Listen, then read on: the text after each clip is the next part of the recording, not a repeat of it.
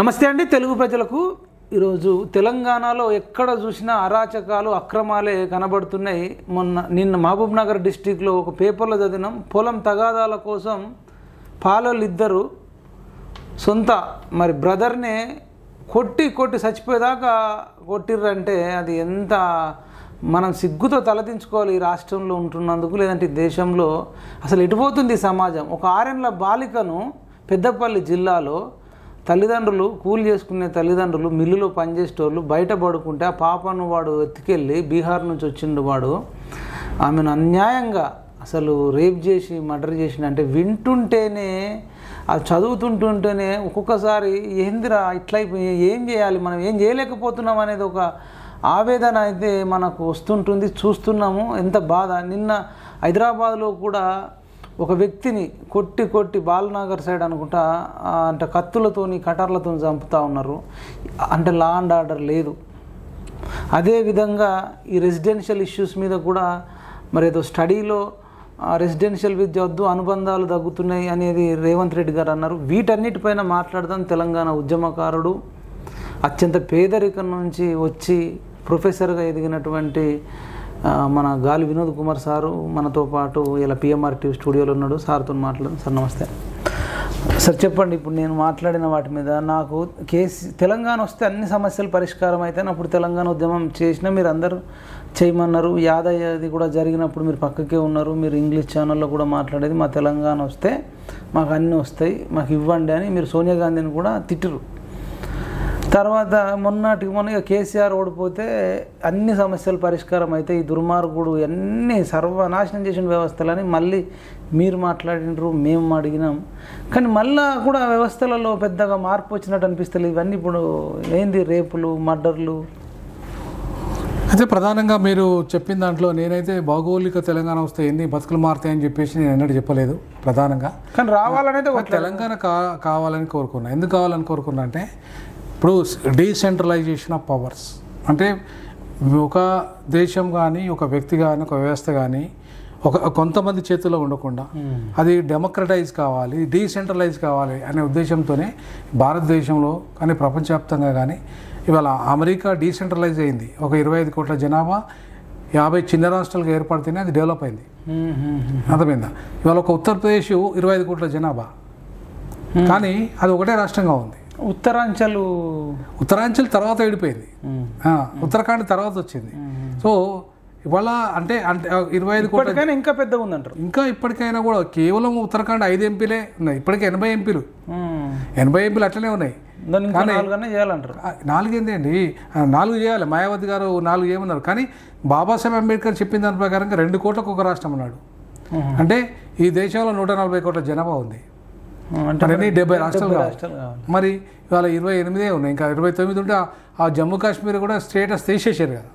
మరి అట్లాంటి సిచ్యువేషన్లో ఇవాళ అట్లాంటి పరిస్థితులలో ఇవాళ డీసెంట్రలైజ్ అయితేనే ప్రపంచమంతా బాగుపడింది, భారతదేశం కూడా బాగుపడుతుంది. కానీ ఇవాళ బాగుపడకపోవడానికి కారణం ఏంటంటే డీసెంట్రలైజ్ కాకపోవడమే. ఇవాళ ఉత్తరప్రదేశ్ ఒక పెద్ద 80 ఎంపీలు ఉన్నవాడు మాట ఒకటే ఉంటుంది. ఒక మణిపూర్ లాంటి వాటిలలో ఒక ఎంపీ 2 ఎంపీలు ఉంటే మాత్రం వాడు 2 ఎంపీలు ఒక ఎంపీ నోడు మాట్లాడతాడు. అక్కడ పార్లమెంట్లో 80 ఎంపీలు నోడు మాట్లాడతాడా? ఎవడి మాట నెగ్గుతుంది? ఒక ఆ కాన్సెప్ట్లో మీరు తెలంగాణ కాబట్టి నేనేమంటున్నా సార్ అంటే మీరు అడిగిన దాంట్లో వాస్తవం ఉంది. అట్ ద సేమ్ టైం పాలకులు దుర్మార్గులు అయితే కేసీఆర్ ఫ్యామిలీ లాగా మీకు నేను అర్థమైంది నేను చెప్పే తప్పు ఒప్పో చెప్పండి. ఉమ్మడి ఆంధ్రప్రదేశ్ కంటే కూడా తెలంగాణ వచ్చిన తర్వాత విద్యా వ్యవస్థ విధ్వంసమైందని నేను అంటే నా అబ్జర్వేషన్ ప్రకారము అనిపిస్తుంది. అంటే ఓవరాల్గా దాన్ని ఒప్పుకుంటాను, నేను తప్పకుండా ఒప్పుకుంటాను. ఎట్లా ఒప్పుకుంటాను అంటే ఇప్పుడు గురుకుల వ్యవస్థకు పేరుకు తెచ్చాడు. గురుకుల వ్యవస్థ అంటే 65 లక్షల మంది విద్యార్థులు మొత్తం చదువుతున్నారు తెలంగాణ.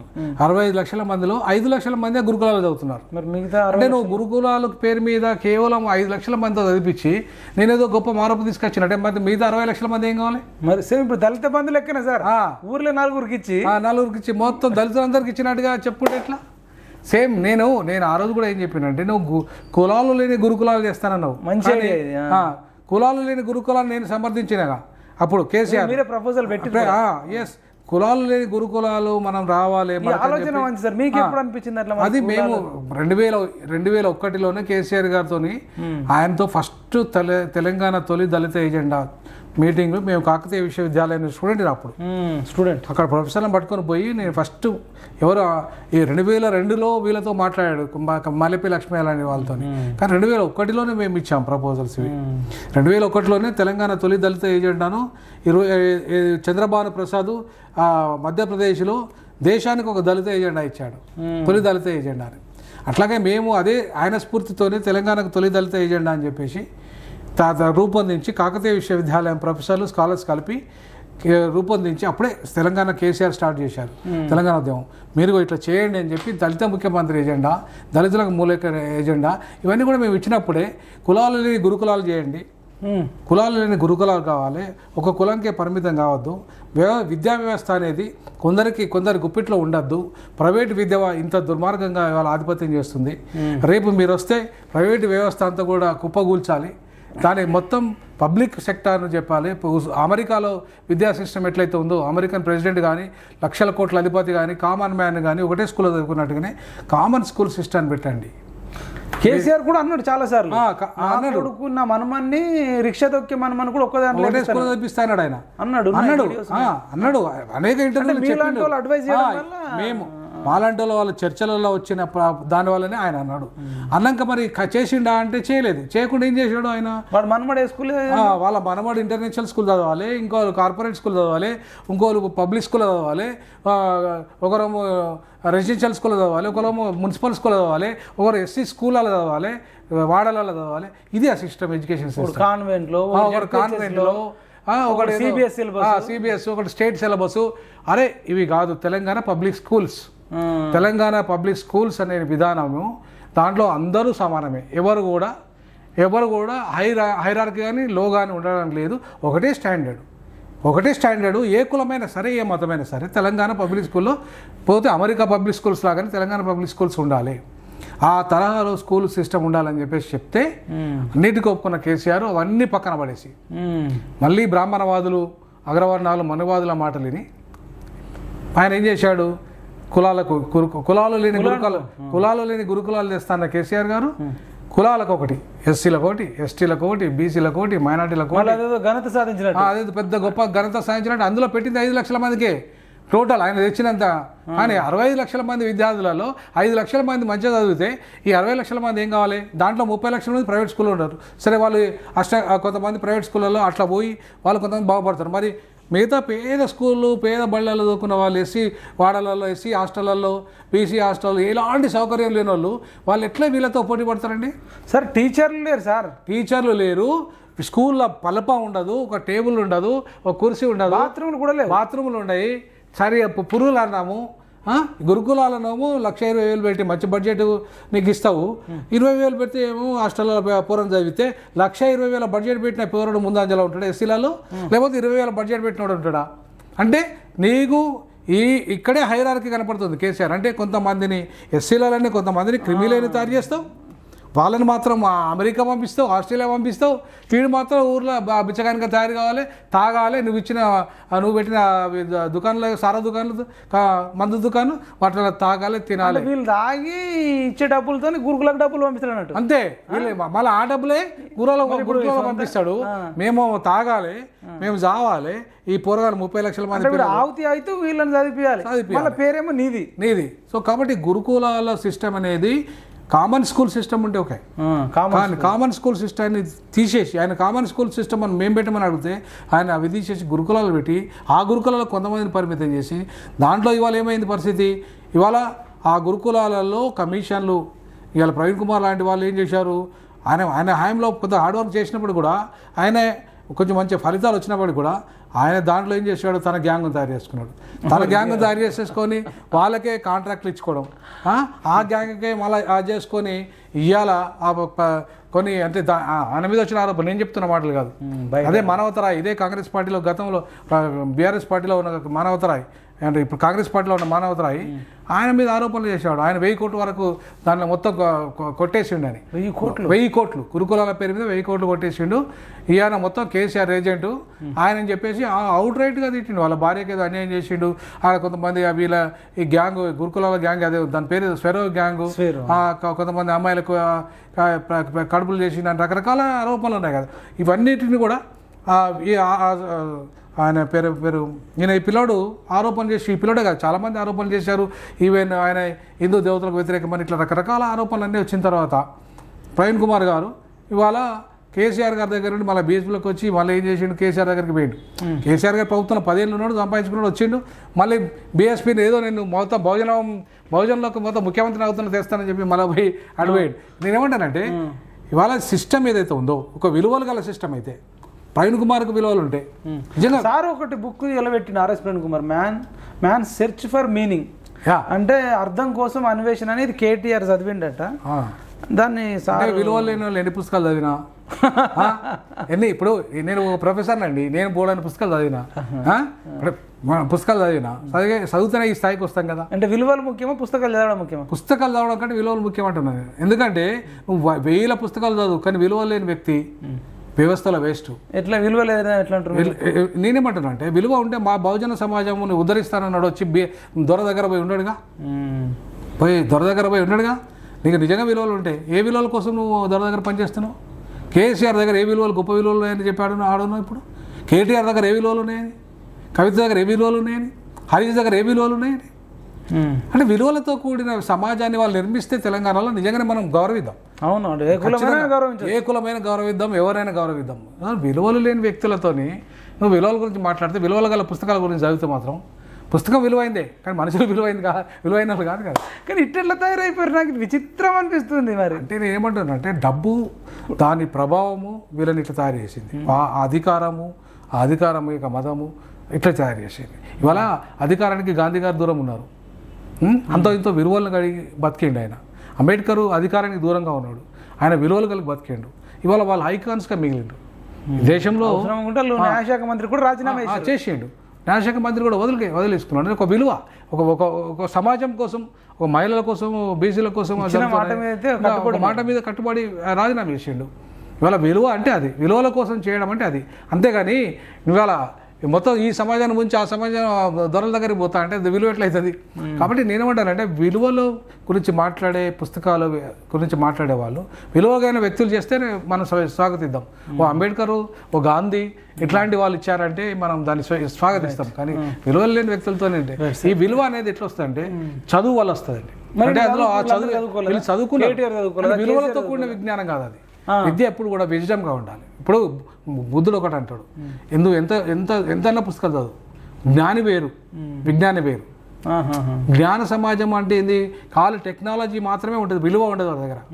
మన దగ్గర డిగ్రీలు మాత్రమే ఉంటాయి, విలువ ఉండదు వాడి దగ్గర. విజ్డమ్తో కూడిన జ్ఞానం అంటే విలువతో కూడిన జ్ఞానం అంటే ఈ టెక్నాలజీ అనేది సమాజానికి మేలు చేసే విధంగా ఉండాలి. బాంబు తయారు చేస్తాడు, ఆ బాంబు దేనికోసం తయారు చేస్తాడు? విద్యుత్ ఉత్పత్తి కోసం అయితే ఓకే. ఇప్పుడు అణుబాంబు విద్యుత్ ఉత్పత్తి కోసం ఓకే, కానీ అణుబాంబు మానవాళ్ళని చంపేస్తామంటే తుపాకీ కూడా కనుక్కున్నది ఎందుకు? తుపాకీని ఎప్పుడైతే ఆత్మరక్షణ కోసం పోలీసులు మనం ప్రజలను రక్షించాలి కాబట్టి, దొంగలు, దోపిడీదారులు, ఉగ్రవాదులను రక్షించుకోవడం కోసము ఆ తుపాకీ ఆయనకు అవసరం పోలీసుకు. కానీ అదే పోలీసు ఫేక్ ఎన్కౌంటర్ల పేరు మీద అమాయకులను మంచి ప్రజల కోసం పనిచేసిన చంపితే నీకు ఆ తుపాకీ చిలామైంది ప్రభుత్వానికి. కాబట్టి ఇట్లాంటి విలువలు అంటే ఈ తుపాకీ కూడా ఒక విలువ ఉంది, ఈ అణుబాంబుకు కూడా ఒక విలువ ఉంది. అవి ఒక పాజిటివ్ సైడ్, అదే నెగిటివ్ సైడ్ పోతే.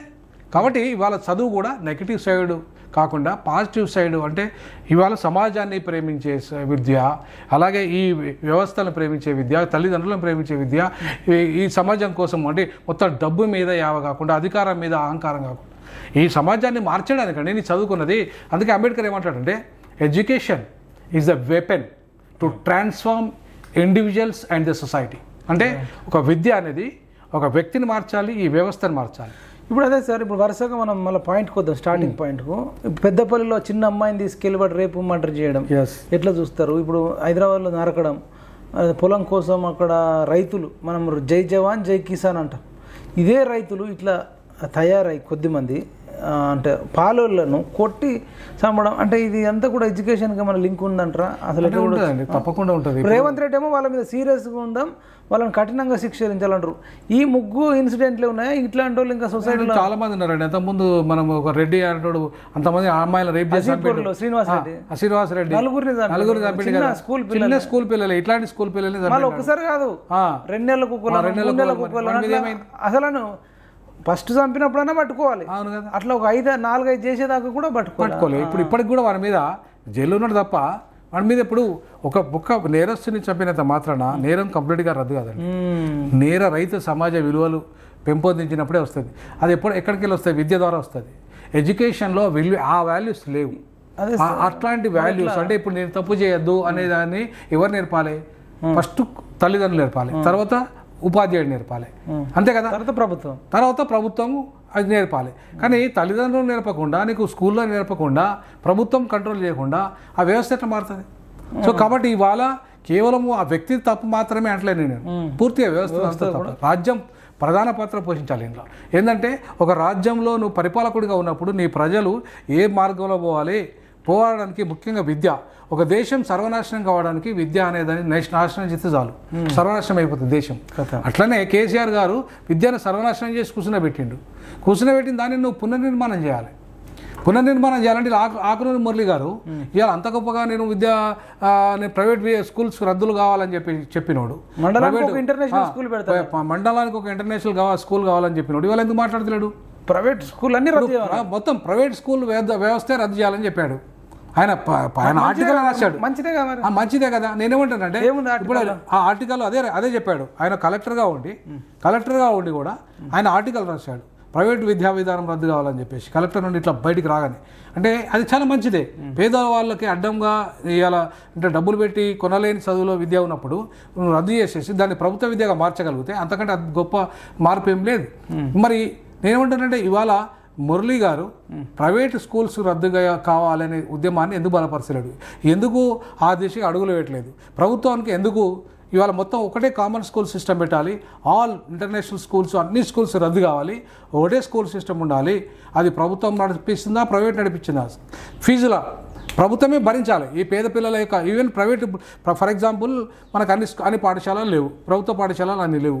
మన ప్రభుత్వ పాఠశాలలు లేనప్పుడు ప్రైవేట్ పాఠశాలలు ఉన్నప్పుడు ఫీజుల నియంత్రణ చేసేసి ప్రభుత్వమే పేద పిల్లలకు ప్రైవేట్ స్కూళ్ళలో కూడా చదివించాలి.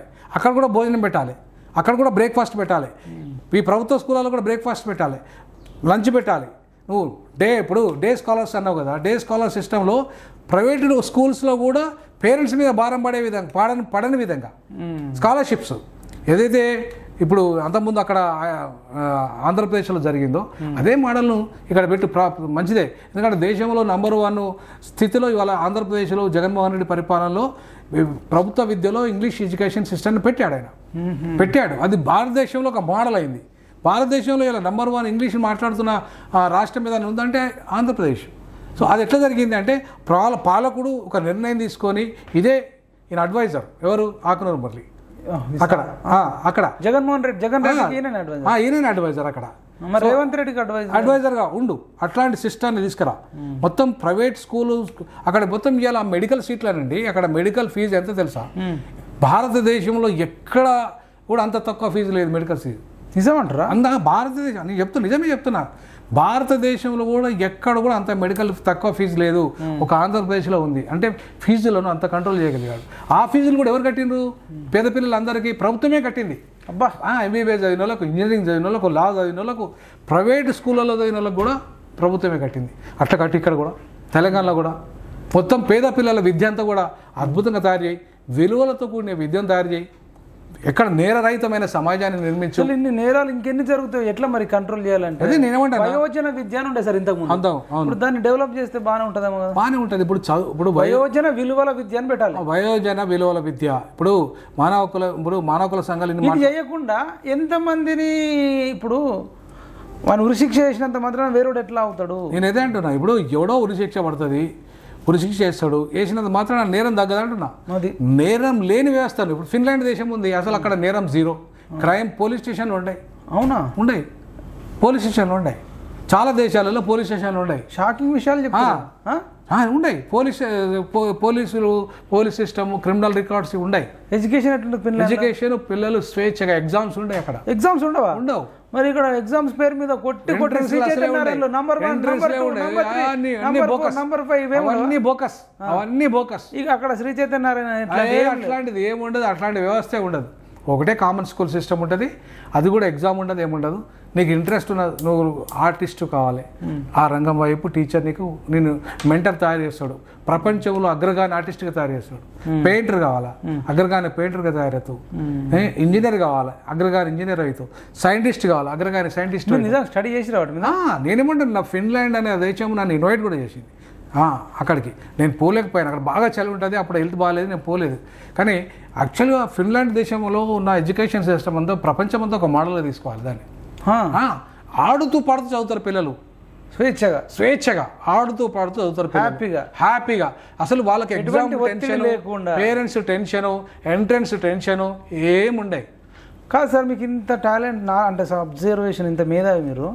మరి రేవంత్ రెడ్డి మీకు ఆల్రెడీ పరిచయం, గతంలో కలిసి పనిచేసి అనేక వేదికలు కూడా ఉద్యమాలు చేసినప్పుడు ఉన్నారు. మిమ్మల్ని అడ్వైజర్గా పెట్టుకుంటే చేస్తారా? అసలు అడిగిరా? అట్లాంటివి ఆయన చేయడు. ఎందుకంటే నేను యాక్చువల్గా దొరతనానికి వ్యతిరేకం. అది రెడ్డితనమా, అది రెడ్డితనమైన, వెలమతనమైన, ఇంకో దొరతనమైన వ్యతిరేకం నేను. సో నేను మంచితనం ఉంది నాకు వాళ్ళకనే మంచితనం ఉంటే ఏ కులమైన వాళ్ళు పట్టించుకోవాలి మంచితనానికి. కానీ వీళ్ళకేంటంటే ఒకసారి అధికారంకి వస్తే అధికారమే పర్మనెంట్గా అనుకుంటారు, సర్వస్వం అనుకుంటారు. మీకు అడిగితే ఏమన్నారు అసలు? మీకు నేను అడగలేదు. అంటే నేను TSPS chairman and member apply చేసినప్పుడు నాకు ఈ అవకాశం ఇవ్వలేదు. తర్వాత MP ticket, Warangal MP ticket కోసము నేను అప్లై చేశాను, నాకు ఇవ్వలేదు. అయితే ఏంటంటే నాకు అర్థమైంది ఏంటంటే డబ్బు లేని వాళ్ళకు, విలువలు ఉన్న వాళ్ళకు ఆయన ప్రాధాన్యత ఇవ్వడం అనేది నాకు. మీరు ఉస్మాన్ యూనివర్సిటీ ఆర్ట్స్ కాలేజ్లో కోదండరామ్ సార్ మీరు ఇద్దరు ఒకటే స్టేజ్ మీద ఉన్నప్పుడు నేను చూసిన, వచ్చిన అట్లా నాకు తెలిసి అనేక సార్లు మీరు వేదికలు పంచుకున్నారు. మీరు ఇద్దరు ఒక రకంగా దాకా పరిచయం ఉన్న వ్యక్తులు. ఇప్పుడు ఆయన రేవంత్ రెడ్డి ఇట్లా కూర్చుంటే ఈయన వచ్చి కూర్చుంటాడు, ఇటు మళ్ళీ అద్దంకి దగ్గర కూడా ఇప్పుడు పక్కకి ఉంటాడు, ఇట్లా ముగ్గురు. మీకు అద్దంకి దగ్గర కూడా పరిచయం. అవును. మరి మీ సేవలు వాడుకోమని వీళ్ళిద్దరని ఎందుకు చెప్పట్లేదు? చెప్పరు. ఎందుకు చెప్పారంటే ఇప్పుడు నేను జీ హుజూర్ అనేవాడిని కాదు. ఒకటి జీ హుజూర్ నా క్యారెక్టర్ అసలే కాదు. నేను బాబాసాహెబ్ అంబేద్కర్ వారసుని. బాబాసాహెబ్ అంబేద్కర్ కూడా ఈ దేశంలో ఎవరికి జీ హుజూర్ అనలే. జీ హుజూర్ అనే మనస్తత్వం ఉన్న వ్యక్తి కాదు. ఆయన ప్రతిభ బ్రిటిషర్లు గుర్తించారు, అవకాశాలు ఇచ్చారు. మన ప్రతిభను గుర్తించి అవకాశాలు ఇస్తే మనం చేస్తాం, నిరూపిస్తాం. నేను the youngest dean, the entire Osmania University all డిపార్ట్మెంట్స్లో యంగెస్ట్ డీన్. అగ్రవర్ణాల్లో రెడ్లు కానీ, వెలమలు కానీ, బ్రాహ్మణులు కానీ నా వయసులో డీన్ కాలే. మా డిపార్ట్మెంట్లో I'm the first youngest dean. అంటే డీన్ పొజిషన్ అనేది అతిపెద్ద పోస్ట్, అకాడమిక్స్లో అతిపెద్ద పోస్టు. అంతకంటే పెద్ద పోస్ట్ ఉండదు. మీ వైస్ ఛాన్సలర్ కూడా డీన్ కంటే పెద్దోడు కాదు. ఇప్పుడు మన రవీందర్ గారు వీసీ అయ్యిండు, కానీ డీన్ కాలేదు. ఎందుకు కాలేదు? ఆయన అకాడమిక్స్లో హెడ్ కాదు, అకాడమిక్స్లో ఆయన పొజిషన్ అది లేదు. ఆయనే కేవలము ప్రభుత్వ పరంగా పోయి తెచ్చుకున్నాడు తప్ప అది ఆయన డిపార్ట్మెంట్లో ఆయన అకాడమిక్ హైట్స్లో రాలే. చాలా మంది అట్లా వైస్ ఛాన్సలర్ అయిన వాళ్ళు కూడా డీన్స్ కారు. అకాడమిక్స్లో పర్ఫెక్ట్గా ఉండి అకాడమిక్స్లో ఉన్న వాళ్ళు వాళ్ళ మెరిట్స్ని బట్టి వాళ్ళకి. మీరు ఉద్యమం టైంలో కూడా ఇంగ్లీష్లో తెలంగాణ వాదాన్ని వినిపించిన ఏకైక వ్యక్తి. ఆల్ నేషనల్ ఛానల్స్లలో ఉస్మానియా తరఫున మాట్లాడింది. టైమ్స్ ఆఫ్ ఇండియాలో, అల్ జజీరా, హిందూలో కానీ అన్నిట్లలో మాట్లాడింది నేనే. ఇవాళ దాదాపుగా మీకు రేవంత్ రెడ్డితో ఎప్పుడైనా పరిచయం మాట్లాడారు? పరిచయం అంటే 1-2 సార్లు ఎప్పుడో కలిసినట్టు నాకు ఐడియా ఉంది ఆయన ఉస్మానియాకి వచ్చినప్పుడు. అంతేగాని ఇందిరా పార్క్ దగ్గర పాల్గొన్నారు కానీ కలిసి మాట్లాడుకోలేదేమో. అంటే బాగా క్లోజ్నెస్ అయితే మాకేం లేదు. కాకపోతే నేను మొన్న ఈ మధ్యలో ఒకసారి అది కిరణ్ ఎంఆర్పిఎస్ పిల్లోడితో పోయినాము, అంతేగాని అంతకంటే నేను. మరి అద్దంకి దగ్గరతో, అక్నూరు మురళితో, కోదండరామ్తో అయితే మీకు ఉంటుంది కదా. వీళ్ళు ఇప్పుడు ప్రభుత్వంతో, కోదండరామ్తో నేను నాకు ఎందుకు పరిచయం లేదు, ఉద్యమంలో తెలియదా? ఇప్పటికీ సత్తా తెలుసు కదా. ఇప్పుడు నేనేమంటానంటే కోదండరామ్ గారు ఆయన ఏమంటాడు, నేను ఒక పోస్ట్ మ్యాన్ అంటాడు. ఆయన ఇంటర్వ్యూలో చెప్పాడు. నేను చెప్పిన మాట కాదు. నేను ఒక బట్వాడ వ్యక్తి లాగా నన్ను వాడుకుంటాను, నేను పెద్ద తురుముకన్నా కదా, అసలు నా ప్రాతినిధ్యమే లేదు ప్రభుత్వంలో, మీరు నన్ను ఎందుకు అంటానంటాను ఆయన. నేను ఒక పోస్ట్ మ్యాన్ లాగా పనిచేస్తాడా? పోస్ట్ మ్యాన్ లెక్క ఎందుకు చేయడం? నేనన్నా మరి పోస్ట్ మ్యాన్కి నా అడ్రస్ తెలియదా? ఇన్విటేషన్ కార్డు కాదు, ఇన్విటేషన్ పంపడానికి. జూన్ 2 ఉద్యమకారులలో మరి వినోద్ కుమార్ అవార్డు జూన్ 2 కేసీఆర్ కంటే తెలియపాయి, మరి మీకైనా తెలియాలిగా. మీ ప్రభుత్వం వచ్చినాక మీకైనా తెలియాలి కదా, నా అడ్రస్ తెలవాలి కదా. తెలియకపోతే పోలీసు వాళ్ళకి అడిగితే చెప్తారు కదా, ఈ అడ్రస్ ఎక్కడ కనుక్కోమని చెప్తారు కదా. ఉస్మానియా యూనివర్సిటీ ప్రొఫెసర్ గాలి వినోద్ కుమార్ అడ్రస్ ఎక్కడో మరి ఆయనకు తెలియలే. కోదండరామ్ ఆయన పక్కవాడలు ఉంటాడు, నేను ఈ 3లో ఉంటా. స్ట్రీట్ నెంబర్ దగ్గర ఆయన స్ట్రీట్ నెంబర్ 1లో ఉంటాడు, నేను స్ట్రీట్ నెంబర్ 3లో ఉంటా. మరి ఇంత పక్కపక్కనే ఉంటాం కదా, మరి నువ్వు ఇన్విటేషన్ పంపడానికి నాకు సన్మానం చేయకపోయినా పర్లేదు, ఖాళీ నువ్వు గుర్తింపు ఉద్యమకారుని గుర్తింపు పంపడానికి ఆయన మనసొప్పనోడు కోదండరాము. ఏందైనా మెంటాలిటీ మరి ఎందుకు ఇట్లా చేసినట్టు? ఏం లేదు, అక్కడ ప్రభుత్వం దగ్గర ఆయన ఒక్కడే తురుముకాని అనిపించుకోవాలి. ఇవాళ నేను చెప్తున్నాను, అంతకుముందు కూడా ఇంటర్వ్యూలో చెప్పిన, ఇవాళ తెలంగాణలో బహుజన రాజ్యం రాకుండా అడ్డుపడ్డ ఏకైక వ్యక్తి ఎవరైనా ఉన్నారు, సైడ్ ట్రాక్ తీసుకుపోయి ఈ ఉద్యమాన్ని బడుగు బలహీన వర్గాల విద్యార్థులు, ఉస్మానియా విద్యార్థులు ఎవరైతే ఉన్నారో విద్యార్థి జేఏసీకి కుట్రతో అగ్రవర్ణాల తెలంగాణను దేవడానికి కుట్రబని రాజకీయ చేసి ఏర్పాటు చేసిన జానారెడ్డి కానీ, కేసీఆర్, కోదండరామరెడ్డి కానీ, వీళ్ళంతా కూడా ఏంటంటే అగ్రవర్ణాల జేఏసీ పేరు మీద ఇవాళ తెలంగాణలో ఫస్ట్ వెలమలను తీసుకొచ్చిన అధికారంలోకి, ఇప్పుడు రెడ్లను తీసుకొచ్చారు. దాంట్లో కీలక భూమిక పోయించింది కోదండరామరెడ్డి. సో కాబట్టి ఇవాళ ఇట్లాంటి కోదండరామరెడ్డి ఇవాళ బడుగు బలహీన వర్గాలకు నా దృష్టిలో వ్యతిరేకం. ఆయన ఇట్లాంటి వాళ్ళకి అవకాశాలు రానియాడు, వచ్చినా కూడా ఆత్మగౌరవంతో ఉన్న వాళ్ళను పక్కన కూడా కూర్చొనియాడు. సో కాబట్టి ఇట్లాంటి పరిస్థితులలో కోదండరామ్ ఏదో చేస్తే నాకు ఏదో వస్తే నాకు విలువ మీకనే కదా సార్. ఇప్పుడు కపిల్ భాయ్ దిలీప్ కుమార్ ఆయన అతను కలిసి పనిచేసిన వ్యక్తి, ఆయన ఒక ఇంటర్వ్యూలో చెప్తే నేను విన్నాను. అవును, నాకు కూడా పంపలేదని. ఆయన ఇంకా కాంగ్రెస్ లో ఉన్నాడు. ఇప్పుడు కపిల్ భాయ్ దిలీప్ కుమార్ నాకు పంపలేదండి, విమలక్కకు పంపలేదండి అవును అని ఆయన చెప్తుంటే నేను షాక్ అయిపోయాను. మరి నేను ఎవరికి పంపినట్టు? ఏమంటానంటే, ఎవరన్నా నిజంగా కేశవరావు జాదవ్ సాబ్ను మనం ఇప్పుడు సెల్యూట్ చేయాలి. తెలంగాణ కోసం నిజంగా చిత్తశుద్ధిగా పనిచేసిన ప్రొఫెసర్లు ఎవరు అన్నారంటే ఆయన. ఈయనేందండి, కేసీఆర్ గారే చెప్పిన ఒక మాట, నేను 30 కోట్ల రూపాయలు ఇస్తే ఉద్యమం చేసినవి, నువ్వు గ్రామ సర్పంచ్ కూడా గెలవవు, నువ్వు అంత నువ్వు కేవలం ఉద్యమం 9 డబ్బులు ఇస్తే చేసినావు, నన్ను కాకుండా ముఖ్యమంత్రి కాకుండా నువ్వు జయపాల్ రెడ్డిని జానారెడ్డిని ముఖ్యమంత్రి చేయమన్నావు నువ్వు కోదండరామ్, నువ్వు ద్రోవి కోదండరామ్ అని చెప్పేసి అన్నది ఎవరు? కేసీఆర్ అన్నాడు ఓపెన్ ఇంటర్వ్యూలా. అంటే అట్లా కేసీఆర్ దగ్గర డబ్బులు తీసుకొని కేసీఆర్ దగ్గర ఉద్యమం చేసి ఆడికెళ్ళి వచ్చేసి ఇవాళ నీ రెడ్డిని ముఖ్యమంత్రి చేయడానికి వచ్చినావు, ఇవాళ రెడ్డిని ముఖ్యమంత్రి చేసుకున్నావు. మరి కానీ ఆయన ఉద్యమకారుడు కాదు కదా, ఇప్పుడున్న ముఖ్యమంత్రి ఉద్యమకారుడు కూడా కాదు కదా. మరి నువ్వు ఉద్యమకారుడు కదా, ఆయన తెలియకపోవచ్చు. ఉద్యమకారులు ఎవరు ఉద్యమకారులు కాకపోలేదు, ఎందుకంటే ఆయన దాంట్లో లేడు కాబట్టి. కానీ నువ్వు ఉద్యమకారుడే కదా, మరి నీకు తెలవాలి కదా ఎవరు ఉద్యమంలో ఉన్నారు. మరి ఎందుకు ఇట్లా బిహేవ్ చేస్తుంటారు అంటే అదే ఇప్పుడు దిలీప్ అన్నాడు. దిలీప్ గారు ఉద్యమ జేఏసీ చైర్మన్గా నన్ను చేసిండు, పాపం ఒక బ్రాహ్మణుడు అయి ఉండి నన్ను చేసి ఇప్పుడు చిదంబరం గారి దగ్గర తీసుకుపోయిండు. చిదంబరం గారు ఏమని చెప్పారంటే, ప్రొఫెసర్ గారు మీరు విద్యార్థి ఉద్యమాన్ని ఎట్లా డైవర్ట్ చేయాలో చెప్పండి, మేము కేసీఆర్ని డైవర్ట్ చేస్తున్నాము, మేము అందరినీ డైవర్ట్ చేస్తున్నాం, రాజకీయ నాయకులు అందరినీ డైవర్ట్ చేయగలుగుతున్నాము, ఈవెన్ జేఏసీ చైర్మన్ కోదండరామరెడ్డిని డైవర్ట్ చేయగలుగుతున్నాం, మా కంట్రోల్ తెచ్చుకోగలుగుతున్నాం. కానీ కంట్రోల్ తెచ్చుకోలేదు విద్యార్థులనే చెప్పిండు అని అడిగాడు. ఏం చేయాలంటే నేను తెలంగాణ ఇచ్చేయండి, వాళ్ళే సైలెంట్ అయిపోతారు అని చెప్పి నేను అన్నాను. ఇప్పుడు మామూలు డైలాగ్ కాదు అదే కదా. ఇప్పుడు నువ్వు వేరేవాడు ఉంటే ఒక అడ్వైజ్ ఇచ్చి వాళ్ళ దగ్గర తెచ్చుకుంటుండే. నాకు ఇంకో విషయం చెప్పాలా, ఇదే కిరణ్ కుమార్ రెడ్డి గారు ముఖ్యమంత్రి, ఉస్మానియాలో పెద్ద ఎత్తున ఉద్యమం నడుస్తుంది. ఎవ్రీడే రిపోర్ట్ తెచ్చుకునే వాళ్ళు. హోమ్ మినిస్టర్ సబితా ఇంద్రారెడ్డి గారు home minister, sir Vinod sir అని రోజు సాయంత్రం ఫోన్ చేసిన ఆమె చేసి ఏం చదువుతాను సార్ ఏమిది కానీ నేను ఫీడ్బ్యాక్ ఇచ్చాను. ఒకరోజు ఇక్కడ తుపాకుల మూతలు అవి జరిగిన తర్వాత, భాషవాళ్ళు అయిన తర్వాత, లాఠీచార్జ్ జరిగిన తర్వాత కిరణ్ కుమార్ రెడ్డి గారు పిలిచి మరి అక్కడ డిప్యూటీ సీఎం గారు ఉన్నారు, కిరణ్ కుమార్ రెడ్డి గారు ఉన్నారు, పిలిచి డైవర్ట్ చేయడానికి వాళ్ళు అడిగారు. ఏం సార్ మీరు డైవర్ట్ విద్యార్థులు ఎట్లా డైవర్ట్ కావాలంటే నేను అన్నాను, విద్యార్థులు తెలంగాణ ఇస్తే డైవర్ట్ అవుతారండి, ఎట్లా డైవర్ట్ అవుతారు, మీరు ఉద్యోగాలు ఇవ్వండి, ఉద్యోగాలు నోటిఫికేషన్స్ ఇవ్వండి, నిధులు నియామకాల కోసం కదా, నియామకాలు చేయండి ఫస్ట్ వాళ్ళకి చేస్తే. అంటే నేను ఏమంటానండి, ఇవన్నీ ఎందుకు వచ్చినాయి చర్చలో భాగంగా అంటే ఇవన్నీ కోదండరామ్ గురించి వచ్చినాయి కదా చెప్తాను. సో కాబట్టి కిరణ్ కుమార్ రెడ్డి గుర్తించండి మమ్మల్ని, సార్ మీరు రండి సార్, మీరు కరెక్ట్ అడ్వైజ్ చేయండి సార్ మాకు అని చెప్పేసి. నేను అన్న తెలంగాణ ఇవ్వండి పిల్లలు, అంతలోపు మీరు కనుక శ్రీకృష్ణ కమిటీ వేశారు కాబట్టి ఉద్యోగాలు ఇవ్వండి, పిల్లలు కొంచెం చదువుకుంటారని చెప్పి అంటే ఆయన ఇచ్చాడు ఉద్యోగాలు కొంత. నువ్వు అంతకంటే దుర్మార్గం కదా ఇప్పుడు కేసీఆర్ చేసిండు. ఇప్పుడు కోదండరామ్ అనే వ్యక్తి ఇన్విటేషన్ కూడా లేదు కదా, దీన్ని ఎట్లా చూస్తారు మీరు? కానీ తెలంగాణ ఉద్యమంలో పాల్గొన్న వాళ్ళకి మీరు ఏమని పిలిపిస్తారు? నేను ఒకటే చెప్పదలుచుకున్నా, తెలంగాణ ఉద్యమకారులు అన్యాయం, ఇది అన్యాయం అంటే ఇంతకంటే అన్యాయం లేదు. నేను ఏమంటున్నా, తెలంగాణ ఉద్యమకారులరా, ఈ కోదండరామ అనే ఈ నయవంచకుడు ఎవరైతే ఉన్నారో ఈ ఉద్యమంలో నిజమైన ఉద్యమకారులకు కానీ బహుజన ఉద్యమకారులకు కానీ ఒక విలువ ఇవ్వలే, కనీసం ఆహ్వానం ఇవ్వలే, కనీసం చేయలేదు. ఆయన ముఖ్యమంత్రి గారు ఏమో ఆయన పేరు చెప్పాడు, కోదండరామ్ గారు చూసుకుంటారు అని. మరి బాధ్యత కోదండరామ్ గారు చూసుకోవాల్సిన బాధ్యత ఆయనదే కాబట్టి ఖచ్చితంగా ఇలా నిలదీయాల్సిన బాధ్యత ఉంటుంది. ఆయన ఒక్కటి చేస్తే వచ్చింది కాదు. మనం ఇలా స్వతంత్ర పోరాటం గాంధీ ఒక్కటి చేస్తే వచ్చిందని చెప్పట్లేదు కదా, అందరు చేశారు కదా. అట్లాగే తెలంగాణ కూడా అందరూ చేశారు కదా. మరి అందరు చేసినప్పుడు అందరికి అవకాశాలు ఉండాలి కదా, అందరికి ఆహ్వానం ఉండాలి కదా, ఉండాలి కదా. కోదండరామ్ నువ్వు ఒక్కడివేనా ఇవాళ తెలంగాణ వచ్చింది? అది అడగాలి. నువ్వు ఒక్కడి మిలియన్ మార్చింది సార్. మిలియన్ అంటేనే 10 లక్షలు. మరి 10 లక్షల మంది పాల్గొంటుంది కానీ ఒక్కడు పాల్గొంటుంది. మిలియన్ మార్చట్లయితే మార్చ్ అవుతుంది కదా. మరి కోదండరామ్ మీకు అసలు కోపం రావట్లేదా? స్టూడెంట్స్ అడగట్లేదా? రక్తం ఉడకట్లేదా సార్? నాకే రక్తం ఉడికిపోతుంది. నేను అంటున్నా ఈ సందర్భంగా మా వాళ్ళంతా చచ్చబడిపోయినండి. ఇప్పుడు అంతా కూడా ఇప్పటికీ తార్నాకలో ఆయన ఇల్లు చుట్టూ ఉద్యమకారులతోని నేను అప్పటికే నిజమైన ఉద్యమకారులను తీసుకురాకపోతే మీ ఇంటిని ముట్టడిస్తామని నేను ఒక హెచ్చరిక కూడా చేసిన. తెల్లారి స్టేట్మెంట్ ఏమిచ్చి నా చేతిలో ముందు నన్ను ఎందుకు టార్గెట్ చేస్తున్నారు?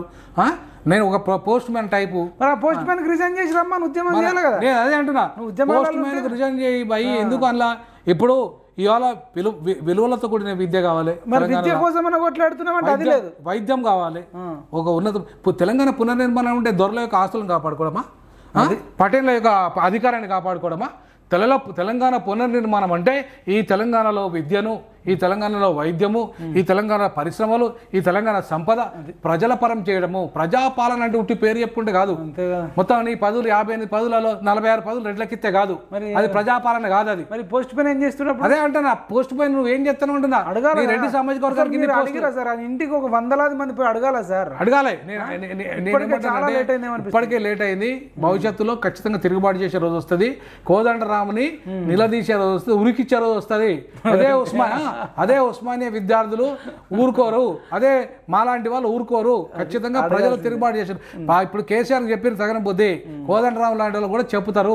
ఖచ్చితంగా ఈ వర్గాలను మీకు విలువయకపోయినా, ఈ వర్గాలకు అవకాశం ఇవ్వకపోయినా ఖచ్చితంగా నిలదీసే రోజు వస్తుంది. Right sir. ఇప్పుడు వీళ్ళకి ఏం చెప్తారు? లాస్ట్ ఫైనల్గా వి ప్రకాష్ ఉన్నాడు, గంటా చక్రపాణి ఉన్నాడు, వాళ్ళు కేసీఆర్ ఫ్యాన్స్ అంతే కదా. వీళ్ళేమో ఇటు మురళి సారు, దయాకర్ అన్న, ఇటేమో కోదండ, ఇదో బ్యాచ్ ఉంది, ఇటు ఒక బ్యాచ్ ఉంది. వీళ్ళందరికీ ఏం చెప్తారు? నేను ఒకటే చెప్పదలుచుకున్నా, ఎవరైనా వ్యక్తులు అనేటోళ్ళు పర్మనెంట్ కాదు, వ్యవస్థ పర్మనెంట్. ఈ తెలంగాణ ముల్కీ ఉద్యమం నుండి స్టార్ట్ అయింది. Mulki non Mulki go back అంటే ఉత్తరాది వాళ్ళ ఆధిపత్యము ఇక్కడికి వచ్చి, ఢిల్లీ వాళ్ళు వచ్చి ఇక్కడ మొత్తం కబ్జా చేశారు. హైదరాబాద్ సంస్థానాన్ని, హైదరాబాద్ రాజ్యాన్ని కబ్జా చేసి ఇవాళ సర్వనాశనం చేశారు మన ఇక్కడున్న దక్కనీయులకు, అంటే మన హైదరాబాదీలకు.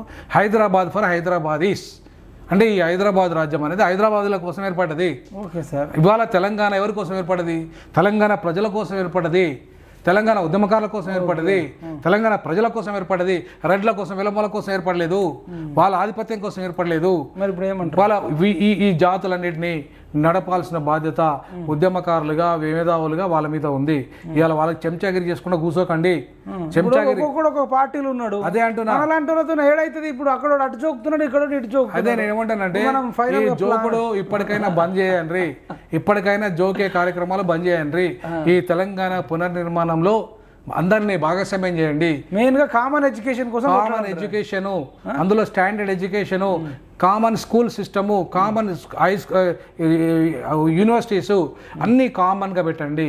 అంతేగాని కులాల మధ్యలో అంతరాలు తీసుకురాకండి, మతాల మధ్యలో అంతరాలు తీసుకురాకండి. ఇవాళ ఇది రాజ్యాంగ వ్యతిరేకం అంటున్నా. అందుకే ఆ దిశగా ఇవాళ ఎవరైనా అడుగులు వేద్దాం, ఖచ్చితంగా అందరితో కలుద్దాం, అందరినీ కలుపుకపోదాం. ఈ తెలంగాణ ఏ ఒక్కరితో వచ్చింది కాదు. కోదండరామ్ అనేక సందర్భాల్లో మాట్లాడిండు, రేవంత్ రెడ్డి అనేక సందర్భాల్లో మాట్లాడిండు, ఇది ఒక్కరితో వచ్చింది కాదని. అది మీరే గమనించారు, ఒక్కరితో వచ్చింది కాదు. కాబట్టి ఇది ప్రజలతో వచ్చింది.